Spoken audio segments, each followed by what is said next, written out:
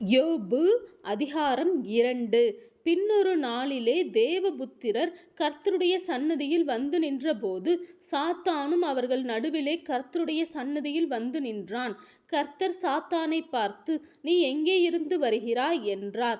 சாத்தான் கர்த்தருக்கு பிரதியுத்தரமாக, பூமி எங்கும் உலாவி அதில் சுற்றித் திரிந்து வருகிறேன் என்றான். அப்பொழுது கர்த்தர் சாத்தானை நோக்கி, நீ என் தாசனாகிய யோபின் மேல் கவனம் வைத்தாயோ? உத்தமனும் சன்மார்க்கனும் தேவனுக்கு பயந்து பொல்லாப்புக்கு விலகுகிறவனுமான மனுஷனாகிய அவனைப் போல பூமியில் ஒருவனும் இல்லை. முகாந்திரமில்லாமல் அவனை நிர்மூலமாக்கும்படி நீ என்னை ஏவின போதிலும் அவன் இன்னும் தன் உத்தமத்திலே உறுதியாய் நிற்கிறான் என்றார்.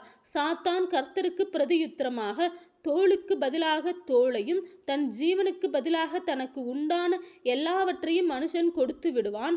ஆனாலும் நீர் உம்முடைய கையை நீட்டி அவன் எலும்பையும் அவன் மாம்சத்தையும் தொடுவீரானால் அப்பொழுது அவன் உமது முகத்துக்கு எதிரே உம்மை தூசிக்கானோ பாரும் என்றான். அப்பொழுது கர்த்தர் சாத்தானை நோக்கி, ஆகிலும் அவன் பிராணனை மாத்திரம் தப்ப விடு என்றார். அப்பொழுது சாத்தான் கர்த்தருடைய சந்நிதியை விட்டு புறப்பட்டு யோபின் உள்ளங்கால் தொடங்கி அவன் உச்சந்தலை மட்டும் கொடிய பருக்களால் அவனை வாதித்தான். அவன் ஒரு ஓட்டை எடுத்து தன்னை சுரண்டிக் கொண்டு சாம்பலில் உட்கார்ந்தான். அப்பொழுது அவன் மனைவி அவனை பார்த்து, நீர் இன்னும் உம்முடைய உத்தமத்தில் உறுதியாய் நிற்கிறீரோ? தேவனை தூஷித்து ஜீவனை விடும் என்றாள். அதற்கு அவன், நீ பைத்தியக்காரி பேசுகிறது போல பேசுகிறாய். தேவன் கையிலே நன்மையை பெற்ற நாம் தீமையையும் பெற வேண்டாமோ என்றான். இவைகள் எல்லாவற்றிலும் யோபு தன் உதடுகளினால் பாவம் செய்யவில்லை.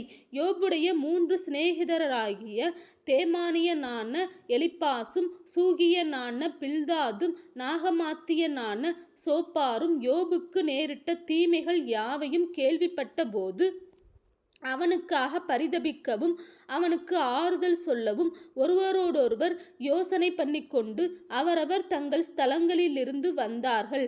அவர்கள் தூரத்தில் வருகையில் தங்கள் கண்களை ஏறெடுத்து பார்த்தபோது அவனை உருத்தெரியாமல் சத்தமிட்டு அழுது அவரவர் தங்கள் சால்வையை கிழித்து வானத்தை பார்த்து தங்கள் தலைகள் மேல் புழுதியை தூற்றிக்கொண்டு வந்து அவன் துக்கம் மகா கொடிய துக்கம் என்று கண்டு ஒருவரும் அவனோடு ஒரு வார்த்தையும் பேசாமல் இரவு பகல் 7 நாள் அவனோடு கூட தரையிலே உட்கார்ந்திருந்தார்கள்.